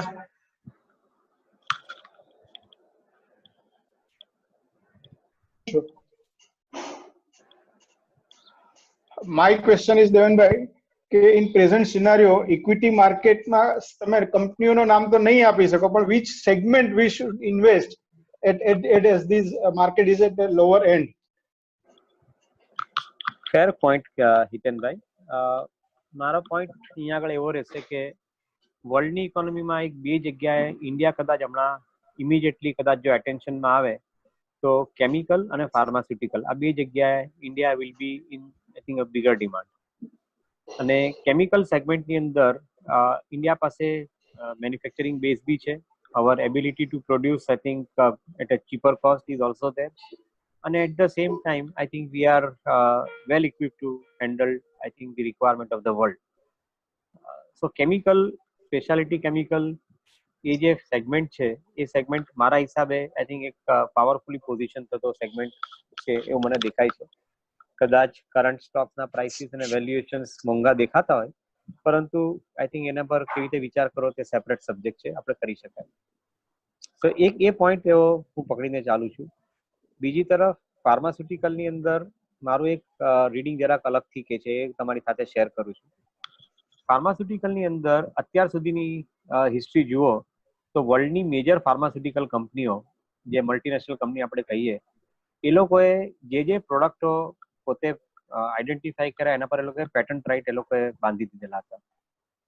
આ જે situation કોવિડની થઈ છે એમાં એક વસ્તુ ચોક્કસપણે બહાર આવી ગઈ છે કે આ રિસ્ટ્રિક્ટિવ પ્રેક્ટિસને કારણે વર્લ્ડને જે ડિસ્કવરી ઓફ પ્રોડક્ટ જોઈતો હતો, ડિસ્કવરી ઓફ થેરાપીઝ જોઈતી હતી એ વર્લ્ડને મળી નથી, કારણ કે જેની પાસે ક્ષમતા છે એ બધી વસ્તુ પોતાના કંટ્રોલમાં રાખવાનો પ્રયત્ન કરી રહ્યું છે. મારા ખ્યાલથી જો હું બરાબર જોતો હોઉં તો આ જે પેટન્ટ રાઇટનો જે કંટ્રોલ જે એક્ટ છે એ અમેરિકા તરફથી આઈ થિંક એને કાઢી મૂકવામાં આવશે. મને એવું ચોક્કસપણે અંદરથી કન્વિક્શન દેખાય છે અને એની જગ્યાએ એક નવું મોડલ ઉમેર થાય એવું મને દેખાય છે. That new model will be collaboration and cooperation model. ઇન્ડિયાની ફાર્માસ્યુટિકલ કંપનીઓ જેનરિક રૂટ અપનાવી અને જે બી ડિસ્કવર્ડ મેડિસિન છે એને એ લોકોએ સસ્તા ભાવે કેવી રીતે પ્રોડ્યુસ કરવું through reverse engineering of chemical entities, they have successfully shown it to the world. So that means that we are extremely capable companies and I think the industry who has the ability to produce medicine at a fraction of cost. Cipla જેવી કંપનીને તમે જુઓ તો I think સસ્તા ભાવે કેવી રીતે સારામાં સારી મેડિસિન પ્રોડ્યુસ કરવી એ ક્લાસિક એક્ઝામ્પલ સિપ્લા પાસેથી લેવા જેવો છે જેનરિક સેગમેન્ટની અંદર. હવે જો આ બીજું કોઈ સેગમેન્ટ સબ્જેક્ટ પેટન્ટ રાઇટનો જે આખો જે મુદ્દો જે છે જો નીકળી જાય તો મારા ખ્યાલથી I think the pharmaceutical would be a bigger beneficiary going forward. That is what my take would be. એના પછી તમે જોવા જાઓ તો મારું એવું માનવું છે કે financial assets would be more in demand. Credit definitely I think cannot go away. Requirement of credit would be very very high. Housing માટે ઘણો, કન્ઝમ્પશન માટે ઘણો. રિટેલ ક્રેડિટ માટેનો જે એપ્રોચ જે છે એ એપ્રોચ આવનારા સમયની અંદર પણ એટલો જ મજબૂત રહેશે. કદાચ અત્યારના સમયની અંદર નોન પરફોર્મિંગ એસેટ્સ અથવા ઈએમઆઈ ડીલે થાય એ બધી વસ્તુને કારણે આઈ થિંક બધી ફાઇનાન્સ કંપનીઓ સસ્તા ભાવે તમને મળી રહી છે, પરંતુ ભવિષ્યની અંદર આઈ થિંક આ વસ્તુ પાછી credit base I think buying once again starts. તો એક સબ્જેક્ટને પકડીને ચાલવું જોઈએ. Life insurance is another segment which I remain extremely positive about, because more and more people would like to protect the human life, and particularly આ ટાઈપની situation થાય પછી I think there will be more importance given to protection of human life, more importance given than the financial assets. I think life protection, health protection would be the next thing that I think will be looked after for. So these are few sectors which my reading says that which will probably attract I think first level of investment. એનાથી આગળ જોઈએ તો પછી industrial products છે, કમોડિટીઝ છે, consumption areas છે, automobiles છે, એ બધા એરિયાઝની અંદર બી આઈ થિંક આપણે લોકો ડેફિનેટલી પોઝિટિવ વ્યૂ ધરાવીએ છીએ. પરંતુ અત્યારના આઈ થિંક આ 3 કે 4 જગ્યાએ આઈ થિંક પહેલા પ્રેફરન્સ મૂકવાનું મન થાય છે, તે તમારી જોડે શેર કરું.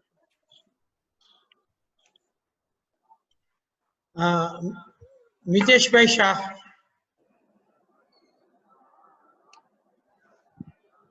સંભળાય છે ને? સંભળાય છે. હા, તમે જે ફાર્માસ્યુટિકલ નું કીધું કે હવે આગળ જતા સારું રહેશે, પણ જો યુએસએફડીએ ના જે લાસ્ટ 2-3 વર્ષથી પ્રોબ્લેમ હતા ફાર્માસ્યુટિકલ કંપનીઓને, જેવું આ બધું ઓકે થયું અને અમેરિકા પાછું ઓડિટ સ્ટાર્ટ કરે અને બધી ફાર્માસ્યુટિકલ કંપનીઓને આમાં પાછી ટ્રેપમાં લે, તો ફાર્માસ્યુટિકલ કંપનીઓને પાછું જે લાસ્ટ 2 યર્સમાં તકલીફ પડી એવી પડી શકે. એક ક્વેશ્ચન એ છે. સેકન્ડ, તમે આ જે 40 to 60 days નો કમ્પ્લીટ લોકડાઉન જે છેલ્લી 100 વર્ષની હિસ્ટ્રીમાં ફર્સ્ટ ટાઈમ થયો છે, એની હિસાબે જે કોર્પોરેટ કંપનીઓને એની ફાઇનાન્શિયલ અને ફિક્સ કોસ્ટના હિસાબે જે ઇમ્પેક્ટ થશે, એની હિસાબે કઈ કંપનીઓ કેટલી વધારે ડેમેજ થશે એનું સમજવું અઘરું પડે, તો એની માટે શું કરવું? અને ઇન્ડિયામાં ડિવિડન્ડ યીલ્ડ છે એ ગ્રુપની સારી કંપનીઓમાં 4 to લઈને 9-10% છેલ્લા 12-13 વર્ષથી છે, મહિનાથી છે, અને છતાં 12-13 મહિનાથી એફઆઈ કન્ટિન્યુ સેલિંગ કરે છે અને steel today they are selling in Indian equity market. આટલી વાત છે. તમે 3 જાતના ક્વેશ્ચન પૂછ્યા છે, મને યાદ રહેશે એ પ્રમાણે જવાબ આપીશ તમને. લાસ્ટ પોઈન્ટ પહેલા લઈ લઉં છું. જે કેશ રીચ કંપનીઓ જે હાયર ડિવિડન્ડ આપે છે અને છતાં બી આઈ થિંક તમે એની અંદર સેલિંગ જુઓ છો, તો એના પર એક આઈ થિંક એક વ્યૂ એવો બને છે કે વર્લ્ડની અંદર ઇન્વેસ્ટર જુદી જુદી રિક્વાયરમેન્ટ સાથે આગળ આવતો હોય છે. હવે આઈ થિંક બ્લેકરોક જેવા ઇન્વેસ્ટર્સ છે, એ લોકોએ ડિસાઇડ કર્યું કે અમારા લોકોએ જે બી ફોસાઇલ ફ્યુઅલ રિલેટેડ એસેટ્સ છે એમાંથી નીકળી જવું છે, એટલે કોલ છે, ક્રૂડ ઓઇલ છે, એ ટાઈપના જે બી પ્રોડક્ટ બિઝનેસ બનતા હોય એમાંથી લોકોને નીકળી જવું છે. નાઉ વેન દે સ્ટાર્ટ સેલિંગ, તો એ બધી કંપનીઓનો ભાવ ઘટે, સ્વાભાવિક છે. છતાં બી એ કંપનીની કમાવાની ક્ષમતા ઓછી નથી થઈ, એના ભાવ ઘટે. આજે કોલ ઇન્ડિયા છે કે તમારી ઓઇલ રિફાઇનિંગ કંપનીઝ છે કે જેની અંદર એ લોકોની કમાવાની ક્ષમતા છે, એના ભાવ ઘટ્યા છે because of I think investor is એક્ઝિટિંગ that particular space. So that is possible. Now, can we change that scenario? I don't think we can change the scenario. Stock market ultimately works on demand and supply from the investor side. જે global investor છે એમાં તમે જે data જુઓ છો, બીજો point લઉં છું, જે ગ્લોબલ ઇન્વેસ્ટર છે તેમાં તમે જે ડેટા જુઓ છો એ પોઈન્ટ એ સમજવાનો એટલો જરૂરી છે કે જે ગ્લોબલ ઇન્વેસ્ટર છે એમાં પેસિવ ફંડ્સ, જે મેં થોડું શરૂઆત પહેલા એક્સપ્લેન કર્યું, એ લોકોનો પ્રભાવ હમણાં આજની તારીખમાં બહુ મોટો છે. જે લોકો ઇન્વેસ્ટમેન્ટ ફંડ છે, એન્ડાઉમેન્ટ ફંડ છે, ઇન્સ્યોરન્સ ફંડ છે, પેન્શન ફંડ છે, સોવરેન ફંડ છે, એ બધા ફંડ જે છે એ લોકો લાંબા સમય માટે ઇન્વેસ્ટમેન્ટ કરે છે. એ લોકોનો હરાઇઝન હોય 15 વર્ષથી 40 વર્ષ સુધીનો. જ્યારે પેસિવ ફંડ છે એ લોકો day in and day out, સવાર સાંજ એ લોકો ટ્રેડિંગ કરતા હોય છે. હવે તમે જે ડેટા જુઓ છો એની અંદર larger part of the selling is happening because of the passive funds અને they are selling out. I don't think that majority of the investors have sold out, right? Majority of the long term investors છે એ લોકો નીકળ્યા નથી. Insurance કંપનીઓ નથી વેચીને ગઈ, સોવરેન ફંડ નથી વેચીને ગયા, seven except couple of them. Otherwise, I think people have stayed with the long-term investment philosophy. So FI તરફથી જે વેચાણ થઈ રહ્યું છે એ પેસિવ ફંડનું વેચાણ છે, મેં પહેલા બી સમજાવ્યું તમને. I think that covers the point, right? Now કઈ કઈ કંપનીઓ પર કેટલી ઇમ્પેક્ટ આવી શકે એ તમારો બીજો ક્વેશ્ચન હતો. અત્યારની તારીખમાં મારા હિસાબે દરેક કંપનીઓ પોતે પોતાના અકાઉન્ટ્સને ઇવેલ્યુએટ કરી રહી છે. જે કંપનીઓએ ઇવેલ્યુએટ કર્યું છે તે લોકોએ થોડા ઘણા પોતાના સિનારીઓઝ બી ડ્રો કર્યા છે. Companies like Bajaj Finance has drawn 3 scenarios. Similarly, other companies are also coming up with the scenarios. IT company ના રિઝલ્ટ આવ્યા, એ લોકોએ બી અમુક સિનારીઓ ડ્રો કર્યા છે. નો ગ્રોથ, ઝીરો ગ્રોથ નો સિનારીઓ પણ એ લોકોએ ડ્રો કર્યો છે. આઈ થિંક બીજા બધા મેજર પ્લેયર્સ હજુ પોતાના સિનારીઓ ડ્રો નથી કર્યા, કારણ કે એ લોકો વેઇટ કરે છે કે એકવાર ફેક્ટરીઝ ચાલુ થાય પછી આપણે એ લોકોને કેવી રીતે ડિમાન્ડ અને સપ્લાયની સિચ્યુએશનમાં જોઈ શકે તે લોકો પોતાના સિનારીઓ બિલ્ડ કરી રહ્યા છે. મારા હિસાબે કદાચ થોડાક દિવસ પછી આપણે આ વસ્તુ પર વધારે ડિસ્કસ સારી રીતે કોન્ફિડન્ટલી કરી શકશું, કારણ કે જ્યારે બિઝનેસની અંદર પહેલી વાર એવી સિચ્યુએશન આવી હોય કે એ લોકોના કલેક્શન પેન્ડિંગ હોય, એ લોકોના પેમેન્ટ્સ પેન્ડિંગ હોય, એ લોકોના માર્કેટમાં ડિલિવરી પેન્ડિંગ હોય, એ લોકોના સપ્લાયર પાસેથી એ લોકોના ડિસ્પેચીસ પેન્ડિંગ હોય, એ બધી વસ્તુ જ્યારે પેન્ડિંગ હોય ત્યારે કોઈ બી કંપની પાસે કહેવાનું અઘરું છે કે એ લોકોને આ 1 મહિના 2 મહિના 3 મહિનામાં કેટલી અસર થશે. હું એવું માનું છું કે જેમ જેમ સિસ્ટમેટિકલી લોકડાઉન લિફ્ટ થાય એની સાથે સાથે કઈ કઈ કંપનીને કેટલી અસર થશે એના પર આપણું ધ્યાન હોવું જોઈએ, એના પર આપણો અભ્યાસ હોવો જોઈએ. અને હું માનું છું કે નોર્મલ પર્સન માટે અભ્યાસ રાખવો કદાચ એટલો બધો સક્ષમ નથી આજની તારીખમાં, કારણ કે this is a very specialise subject. એટલા માટે મેં પહેલા બી મારી ટોકમાં કીધેલું હતું કે ઇટ ઇઝ અ ટાઈમ કે જ્યારે આપણે આ ટાઈપનો ક્વોલિટેટિવ ડાયલોગ કરી ને જે વ્યક્તિ સમજતી હોય એની પાસેથી આ વસ્તુ સમજી લેવી. આજે સપોઝ અમે લોકો એ વસ્તુનો અભ્યાસ કરતા હોય તો હું તમારી સાથે આનંદપૂર્વક આ વસ્તુ શેર કરું છું કે તમે આમાંથી મારા જે સ્ટડી છે એમાંથી તમે લાભ લો. એવી વ્યક્તિ સાથે તમારે તમારો એન્ગેજમેન્ટ રાખવું કે જેનાથી તમને આ લાભ મળી શકે, એ મારો એપ્રોચ રહેશે. So I think we'll all have to work under the same format in which I suggested earlier, collaboration and cooperation. તમારી પાસે એક એબિલિટી હોય, સપોઝ તમે ફાઇનાન્શિયલ માર્કેટમાં હો, પ્રશાંતભાઈ છે, પ્રશાંતભાઈ સપોઝ ફાઇનાન્શિયલ માર્કેટમાં હોય, એની પાસે એબિલિટી છે કસ્ટમરને સર્વિસ કરવાની, મારી પાસે એબિલિટી છે સ્ટ્રેટેજી બિલ્ડ કરી અને કસ્ટમરને કઈ વસ્તુ અપાવી કે કઈ વસ્તુ પર એને ઇન્વેસ્ટમેન્ટ કરાવવું. તો અમે બે જણા સાથે બેસીને કામ કરતા હોઈએ તો અલ્ટિમેટલી ફાયદો કસ્ટમરને થાય છે. અત્યારે આપણે બધા લોકો એ જ વસ્તુ પર વિચાર કરવાનો કે એવી વ્યક્તિ જોડે સંકળાવો કે જ્યારે કસ્ટમરને ફાયદો થઈ શકે. તો એ પ્રયત્ન આપણે લોકોએ આવનાર સમય માટે વધારે કરવો જોઈએ. Collaboration and cooperation is a new word which I am putting across, which will probably, I think, travel further. So let us see how exactly it works. But I believe that I think આ તમારા બંને question જે મેં પૂછ્યા એનો મારી પાસે answer અત્યાર તારીખમાં આટલો જ છે. એનાથી વધારે હશે તો આપણે આગળ ડિસ્કસ કરશું ભવિષ્યમાં. Thank you. નિખિલભાઈ. નિખિલભાઈ. નિખિલભાઈ. નિખિલ મદ્રાસી. તમને તો મારો અવાજ? બસ આવ્યો, હવે આવ્યો. હલો. હા બોલો નિખિલભાઈ. હા દેવેનભાઈ, તમારા આશાવાદ માટે તમને ખૂબ ખૂબ અભિનંદન કે જે રીતે તમે અમને બધાને શાંતિથી સમજાવી રહ્યા છો અને સરસ ચિત્ર ઉપસાવી રહ્યા છો, અને તમારું કામ એ જ હોવું જોઈએ. હવે મારે જે જાણવું છે તે છે કે સરકારે કયા પ્રકારના સ્ટિમ્યુલસ પેકેજ ઇકોનોમીને ગ્રોથ કરવા માટે હવે આપવા જોઈએ, એ જરૂરી કયું છે, અને ઓવરઓલ ગ્લોબલી અલગ અલગ સરકારે ઓલરેડી રાહત પેકેજો જાહેર કરવાની શરૂઆત કરી દીધી છે. એવા સંજોગોમાં શું પરિસ્થિતિનું સર્જન થવાની શક્યતાઓ છે? Very good question નિખિલભાઈ. I think as always તમારી પાસેથી આઈ થિંક અમુક ડિટેલ ક્વેશ્ચન આવે જ છે હંમેશા. સો હું આનો આન્સર આ રીતે આપીશ. We are experiencing 2 different types of models currently. America જેવો દેશ છે એ લોકો કન્ઝ્યુમરના હાથમાં અને કોર્પોરેટના હાથમાં પૈસા ડાયરેક્ટ આપી રહ્યા છે. વિચ મીન્સ સપોઝ બોઈંગ જેવી કંપનીને $50 બિલિયન જરૂર હોય તો અમેરિકાની ગવર્મેન્ટ $50 બિલિયન બોઈંગને ડાયરેક્ટલી આપી રહી છે. અને દરેક ટેક્સ પેયરને સપોઝ $10,000 જરૂર પડતી હોય તો દરેક ટેક્સ પેયરને $10,000 ડાયરેક્ટલી ખાતામાં બેંકમાં જમા કરી દે છે. જે રીતે આપણા ત્યાં આગળ ગરીબોને માટે જનધન અકાઉન્ટની અંદર પૈસા જમા કરવામાં આવે છે, એ રીતે ત્યાં આગળ સેલરીડ ક્લાસના અકાઉન્ટની અંદર પણ પૈસા જમા કરવામાં આવે છે. એના કારણે એ લોકો પોતાનું કન્ઝમ્પશન ચાલુ રાખી શકે ને ઇકોનોમીની અંદર તમારે ગ્રોથ ચાલુ રહી શકે. એ લોકોએ એવો એપ્રોચ રાખ્યો છે. આપણા દેશની અંદર આપણી પાસે કદાચ એટલી લક્ઝરી નથી પૈસાની, એટલે આપણે લોકો કદાચ આપણે જરાક વધારે વિચારીને કામ કરી રહ્યા છે. જે આરબીઆઈએ કાલે એ લોકોની પોલિસીની અંદર જે વસ્તુ બહાર લાવ્યા કે ભાઈ 50,000 કરોડ રૂપિયા એ લોકોએ એનબીએફસીને આપવાનું નક્કી કર્યું, એને એ લોકો એવી રીતે નક્કી કર્યું કે ભાઈ નાબાર્ડ થ્રુ રૂરલ રિજનલ બેંક્સને આપો અને regional banks in turn would give it I think to the end customer. એટલે here is a country, India is a country which is not giving free money. It is giving money at a cost, but they are creating a liquidity.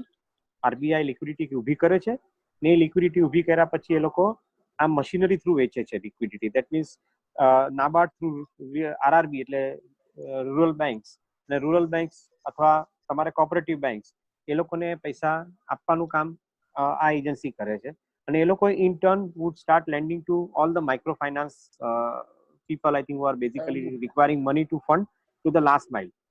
એ જ રીતે એ લોકો એક package લાવવાની શક્યતા ધરાવીએ છીએ આપણે કે જે MSME માટે એ લોકો એક પેકેજ લઈ આવશે. એ લોકો અત્યાર સુધીમાં MSME ને લિક્વિડિટી મળે એટલા માટે RBI એ લિક્વિડિટી ઇન્ફ્યુઝ કરી છે સિસ્ટમની અંદર. CRR ની અંદર એ લોકોએ જે કટ કર્યો એની અંદર એ લોકોએ કીધું છે કે ઓટોમોબાઈલ, રિયલ એસ્ટેટ એ બધા ક્ષેત્રની અંદર તમે પૈસા આપશો તો તમારે એની અંદર તમારે CRR ના માંથી તમે બાદ રાખવામાં આવશે. That એ લોકોએ પ્રોવિઝન આપ્યું છે. So we are basically using the banking channel to give money to the people. So your point is very valid. I think this model is working. On one side, direct payment. On other side, I think give it through the agency like banks, which is already happening. And we should be seeing more such kind of release from the government side to fund the SME and MSME segment ની અંદર વધારે પૈસા કેવી રીતે government આપી શકે અને એને કારણે કેવી રીતે લિક્વિડિટી સિચ્યુએશન લોકો ઇઝ આઉટ કરી શકે કે આ જે 2-3 મહિનાનો જે કોવિડનો પીરિયડ ગયો છે જે ટાઈટ પીરિયડ ગણી શકાય એમાંથી કેવી રીતે કંપનીઓને બહાર લાવી શકાય એક લિક્વિડિટી આપીને એને માટેના પગલા હજુ આપણે વેટ કરી રહ્યા છે. કદાચ એક જરાક થોડો રમૂજમાં વાત કરતા કરતા કહું થોડી ઘણી વસ્તુ આપણી ત્યાં ફાઇનાન્સ મિનિસ્ટ્રી છે ને એ થોડી સ્લો ચાલી રહી છે. મારા હિસાબે આઈ થિંક આ ફાઇનાન્સ મિનિસ્ટ્રીએ કદાચ છે ને તે ફાસ્ટ ચાલવું જોઈએ. એક તરફ આપણા પ્રાઇમ મિનિસ્ટર છે એ તો ફ્રન્ટ પર ચાલી રહ્યા છે, એ તો બીજા બધા દેશો કરતા આગળ માઇલ આગળ છે બીજા બધા દેશો કરતા. ફાઇનાન્સ મિનિસ્ટ્રીની અંદર કદાચ છે ને તે હજુ સુધી એટલી બધી સ્પીડ નથી આવી. એ લોકો હજુ બી મેજર્સ બહુ ધીમે ધીમે લે છે અને એને કારણે શું છે લોકોની અંદર એક વિશ્વાસ ઉત્પન્ન નથી થઈ શકતો અનફોર્ચ્યુનેટલી. કદાચ આપણી વાત સાંભળે અને કદાચ એ વસ્તુ ત્યાં પહોંચે એવી આશા સાથે આ પોઈન્ટ તમારી આગળ પુટ અપ કરું છું. નહીં, નિખિલભાઈ છે પછી પ્રેસમાં આપશે એના માટે થઈને. મિતેશભાઈ Shah.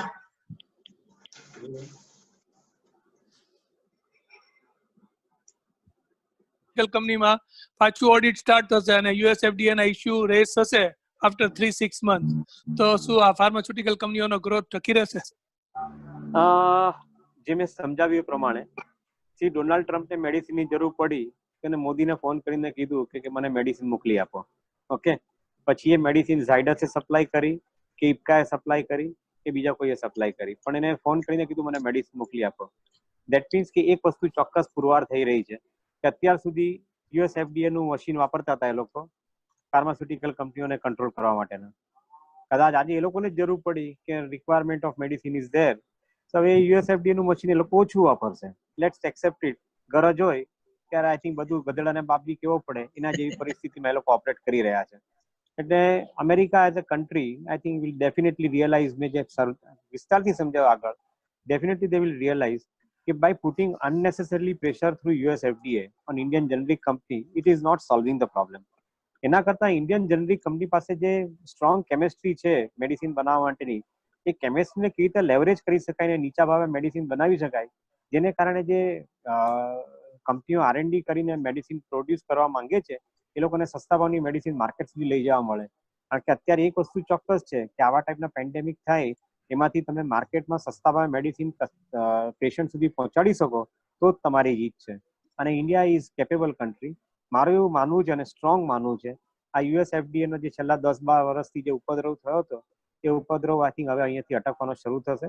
On the contrary I think Indian pharmaceutical કંપનીઓ which are much better standard ધરાવે છે, એ લોકોને કદાચ આવનારા સમયની અંદર મોટી તક રહેશે. Let us see. I think this is my confidence after understanding the subject. So let's see how the behavioral part of the country I think remains hereafter. પરાગ ચોકસી. કેમ છો દેવેનભાઈ? મજામાં ભાઈ. હા, હવે મારે ખાસ તો તમને કોંગ્રેચ્યુલેટ કરવા હતા કે તમારો ખૂબ જ પોઝિટિવ એપ્રોચ છે ઇન્ડિયન માર્કેટ માટે. અને કારણ કે અત્યાર સુધી તો જે બધા વાતો સાંભળે છે કે ઇન્ડિયન માર્કેટ ડાઉન થઈ જશે અને આટલી ઇકોનોમીને તકલીફ પડશે, અત્યારે બધાને ખૂબ જ શાંતિ લાગતી હશે એવું હું માનું છું તમારા એપ્રોચથી.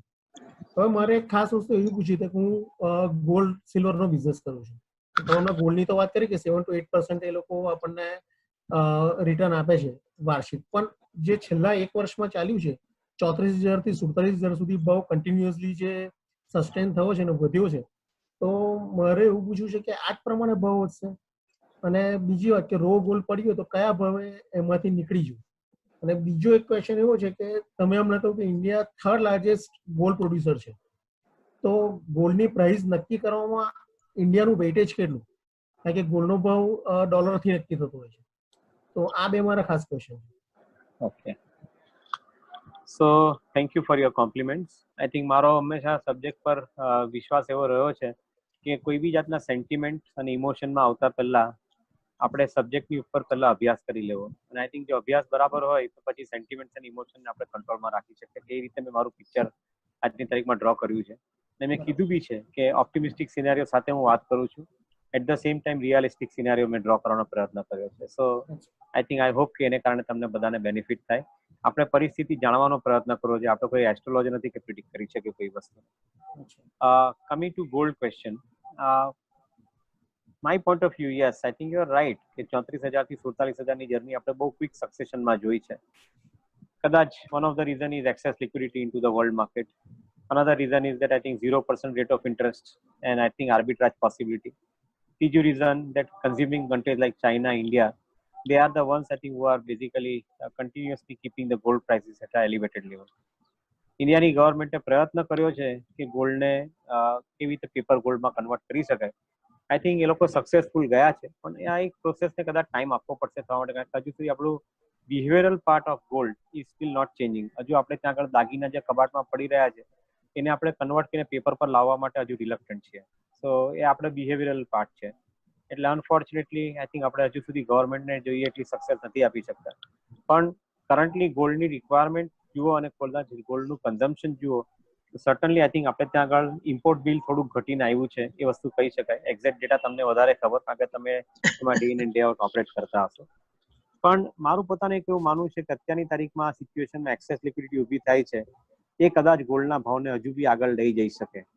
એ પરિસ્થિતિને આપણે રૂલ આઉટ નહીં કરી શકાય, કારણ કે જ્યારે એક્સેસ લિક્વિડિટી હોય ત્યારે ડિમાન્ડ પૂરેપૂરી લિક્વિડિટી તરફ જવાની શક્યતા છે.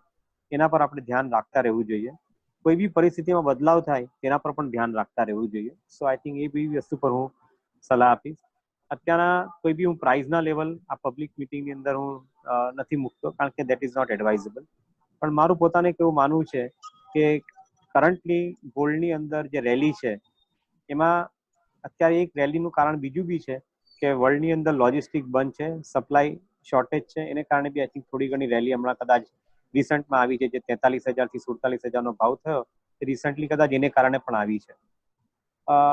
એકવાર લોજિસ્ટિક સિસ્ટમ્સ પાછી ચાલુ થાય અને સપ્લાય સ્ટાર્ટ થાય તો કદાચ ભાવ પાછા કંટ્રોલમાં આવવાની જગ્યા છે.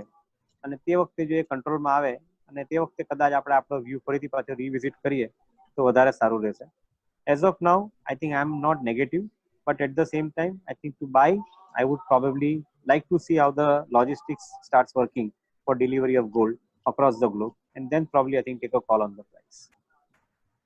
અને ઇન્ડિયાનું વેઇટેજ કેટલું ગોલ્ડનો ભાવ નક્કી કરવામાં? આપણે 3rd લાર્જેસ્ટ છે પ્રોડ્યુસર, તો આપણું વેઇટેજ કેમ નથી ગોલ્ડનો ભાવ નક્કી કરવા માટે વર્લ્ડમાં? લગભગ વેટેજ નથી એવું કેવું એ વસ્તુ બરાબર બી નથી. આઈ થિંક વેટેજ તો છે. કેટલું વેટેજ છે પર્સન્ટેજ કદાચ તમે ડિસાઇડ નથી કરી શકતા આવી સિચ્યુએશનની અંદર.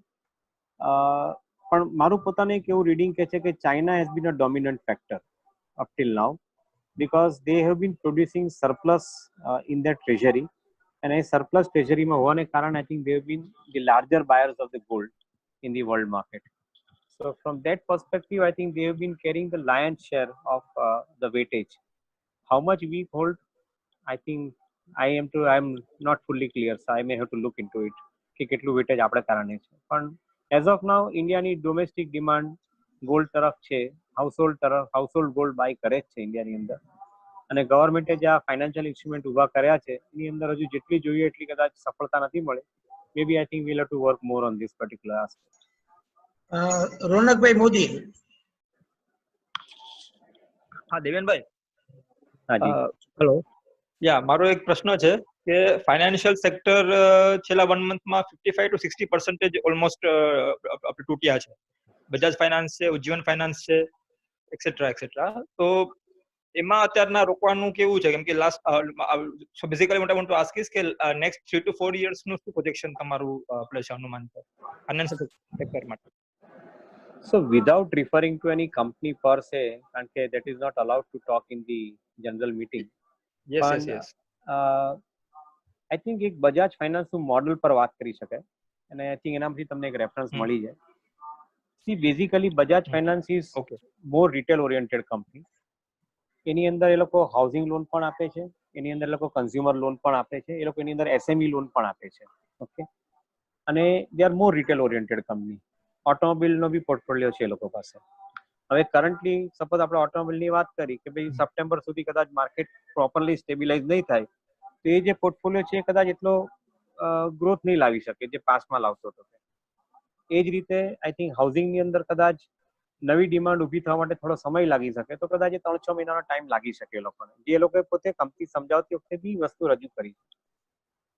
કન્ઝ્યુમર લોનની અંદર જે લોકો દરેકે દરેક કન્ઝ્યુમર પ્રોડક્ટ છે, ટીવી, રેફ્રિજરેટર, વોશિંગ મશીન અથવા બીજા બી કોઈ કન્ઝ્યુમર પ્રોડક્ટમાં એ લોકો જે લોન આપે છે રિટેલ કસ્ટમરને, એમાં એ લોકોનું એઝમ્પશન 12 મહિનાથી 15 મહિનામાં રિકવરીનું હોય છે કે 12 થી 15 મહિનામાં પૈસા રિકવર થઈ જાય ઈએમઆઈ થ્રુ. અને એ લોકોનું મોડલ એ છે કે એ લોકો સબવેન્શન પ્રાઇસ પર કામ કરતા હોય કે જેને કારણે સેમસંગ અથવા એલજી જેવા ટીવી મેન્યુફેક્ચર પાસેથી ડિસ્કાઉન્ટેડ પ્રાઇસમાં લોકો પ્રોડક્ટ પરચેસ કરી લે અને કસ્ટમરને કે તને 0% રેટ ઓફ ઇન્ટરેસ્ટ પર પૈસા આપું છું કારણ કે એને ડિસ્કાઉન્ટ ઓલરેડી લઈ લીધું છે એટલે એનો પ્રોફિટ કંપનીની અંદર લેન્ડિંગ પર થઈ ગયો અને 12 થી 15 મહિનાનું કસ્ટમર પર એક્સપોઝર લે છે. સો આ એનું બિઝનેસ મોડલ છે. એ જ રીતે એ લોકોનું એસએમઈ નું બી બિઝનેસ મોડલ છે, એ જ રીતે એ લોકોનું હાઉસિંગ ફાઇનાન્સનું મોડલ છે. Now my point of view is that આ મોડલની અંદર behavioural part of the customer is not going to change. Okay, કસ્ટમરની પાસે રિક્વાયરમેન્ટ ઊભી થવાની જ છે. કસ્ટમર આજે નહીં ને કાલે ફરીથી પાછો માર્કેટમાં આવવાનો છે બાય કરવા માટે. એની જરૂરિયાત ઓછી થવાની નથી, એની જરૂરિયાત રહેવાની છે. જો એ વસ્તુને આપણે માનીને ચાલતા હોય તો કદાચ 3-6 મહિનાનો પીરિયડ, તકલીફનો પીરિયડ જે મેં એક્સપ્લેન કર્યું દરેકે દરેક વર્ટિકલ સાથે, એવો હોઈ શકે કંપની માટે. પણ that does not mean that આ કંપનીની અંદર તમારે કોઈ રાઇટ ઓફ કરવાની સિચ્યુએશન છે. બીજી વસ્તુ એ છે કે આ કંપનીની અંદર ઓલરેડી પ્રમોટર અને મેનેજમેન્ટ એ બહુ જ સક્ષમ અને બહુ જ આઈ થિંક રિસ્ક એવર્સ છે. તો ડેફિનેટલી આઈ થિંક એ લોકો અનડ્યુ રિસ્ક નથી લેતા. એ કદાચ એક ક્લાસિક એક્ઝામ્પલ તરીકે આપણે બજાજ ફાઇનાન્સના કેસમાં મૂકી શકાય કે અમંગ the industry probably they are the best management who has been managing the risk so very well આટલા વર્ષોમાં. તો એ જો કેરેક્ટર છે એ કેરેક્ટર બદલાવા નથી કોવિડ પછી. On the contrary I think એ લોકો કદાચ આ વસ્તુ પર વધારે ને વધારે ફોકસ કરશે, રિસ્ક કેવી રીતે વધારે સારી રીતે મેનેજ કરવું. એના એ લોકોએ મેનેજમેન્ટ કોલમાં એક્સપ્લેન બી કર્યું હતું કે અમે પહેલા જે માર્જિન લેતા હતા એની જગ્યાએ 30% માર્જિન લઈશું so that at least I think we don't get completely out of pocket on the subject. So I think long term undoubtedly not in question. Immediate term certainly is in question. પણ ભાવ બી એને કારણે એટલા ઘટ્યા છે ને adjust થયા છે. It's a matter of time કે જ્યારે તમારી સિચ્યુએશન નોર્મલ થવાની ચાલુ થાય કે એના પછી આઈ થિંક તમારે ભાવને ફરીથી રીવિઝિટ કરવા પડશે. આ કે કાયમ રહેવાના નથી આ ભાવો. અત્યારે કદાચ જે ઇન્વેસ્ટરોના ઘરમાં નુકસાન થયું છે એ લોકોએ નુકસાનની સામે પ્રોફિટેબલ ઇન્વેસ્ટમેન્ટ જે છે વેચવું પડી રહ્યું છે. એની અંદર કદાચ બજાજ ફાઇનાન્સ જેવી કંપનીનો કેસ બી આવી શકે કે profitable investment they are selling currently as a result of it the stock price has gone down. But according to me the fundamentals of the business have not change. Maybe I think 3-6 મહિનાનો gap આવી શકે જે અત્યારની તારીખમાં છે એને કારણે. But otherwise I think things should remain good as far as I understand on the business of Bajaj Finance. I'm not putting any recommendation because I think it's not allowed, but I've explained you the business at this point of time. Thank you. Last question, Vimal Bhai. Good evening. Yes, I'm Vimal Shah from Bhavnagar. Just to understand, can we consider this liquid funds as the parking fund in this present situation? And if there is any view on the silver, if any view, would be happy to have your view on investment on silver as well. Thank you. So happy to fill this question, Vimal bhai. Liquid fund ni andar I would think that it is for a temporary period that you are parking your money. That is what my understanding is. So instead of keeping money in your saving bank account or in a current account, you are putting your money in the liquid fund and generate around 5.5% જેવું લગભગ આજની તારીખમાં average return મળે છે વર્ષનું, એ તમે એની અંદર કમાવાને માટેનો પ્રયત્ન કરી રહ્યા છો. ફેર પોઈન્ટ. જે લિક્વિડિટી તમારી પાસે છે, and I think that liquidity you want to utilize it for the purpose of I think generating some return. Till the time I think you get the stability and get the opportunity to invest somewhere. I think that's a fair point. So continue that particular process. Nothing wrong with that, as long as I think your objective is satisfied. I'm sorry for interrupting. Is it safe as of now to keep invested as a parking fund in liquid fund? I have not come across a situation except I think 1 or week or 10 days के wherein I think liquid fund ની અંદર return ઘટી ગયા હતા અને I think negative થયા હતા. As long as I think you stay with the relatively better AMC, I think you should be safe. Because એ લોકો underlying product જે select કરે છે government securities ની અંદર, એની અંદર I think they know how to manage their assets and liability well. So generally I think those AMCs I think would probably make sure that I think which subject you don't understand, I think they understand relatively better on that side. So એ સારી AMC અથવા proven fund manager પાસે જશો તો કદાચ તમે relatively better રહેશો એવું મારું માનવું છે. Okay. And silver. Okay, so gold અને silver ની અંદર બે ની અંદર I think gold ની ડિમાન્ડ નું મેં તમને સમજાવ્યું. Silver is an industrial commodity by and large. અને industrial commodity passes through I think its own challenges. જે અત્યારના કરંટ ટાઈમની સિચ્યુએશનમાં પણ અત્યારે ચેલેન્જમાંથી પસાર થઈ રહી છે.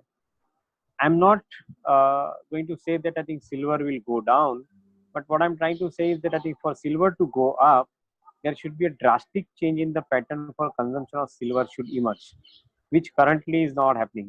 Gold is consumed by household. Silver is not consumed by household.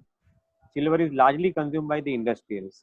And industrial ની અંદર આજની તારીખમાં સિલ્વર ને કન્ઝ્યુમ કરવા માટેની કોઈ એવી મેજર પેટર્ન ઇમર્જ નથી થઈ રહી. એટલે કદાચ સિલ્વરની ઉપર તમે બહુ બુલિશ વ્યૂ લેવાનો આજની તારીખમાં કદાચ પસંદ નહીં કરો. That is what my take would be. Maybe I'm not an expert on I think how the commodity should be traded, but I feel that I think one should keep fielding the situation from time to time and look at I think whether there are structural changes happening in consumption of silver, which I explained just now. Thank you દેવેનભાઈ. લગભગ આપણે 1 કલાકથી વધુ સમયથી પ્રશ્નોત્તરી અને એના જવાબ સાંભળી રહ્યા છીએ. પણ ખરેખર તમને જેટલા વાંચ્યા હતા અને જે સમજ્યા હતા એના કરતાં આજે વ્યક્તિગત ઇન્ટરેક્શન કરવામાં ખૂબ મજા આવી. અને કદાચ એવું ન લાગે કે કદાચ તમારી સાથે પહેલી વાર વાત કરી છે. એક ક્લોઝ ફ્રેન્ડ, એક મિત્ર સાથે આપણે વાત કરતા એટલી સરળતાથી તમે અમારા રોટરીના બધા જ મિત્રોને બહુ સરસ ગાઈડન્સ આપ્યું છે. દેવનભાઈ, હું આ ઇન્ડસ્ટ્રીઝમાં છું, બહુ જ બધા મ્યુચ્યુઅલ ફંડ સાથે સંકળાયેલો છું ને બહુ બધું મિટિંગો એટેન્ડ કરું છું. પણ આઈ કન્ફેસ કે મને ખરેખર આટલી મજા સાંભળવાની ક્યારે આવી નથી.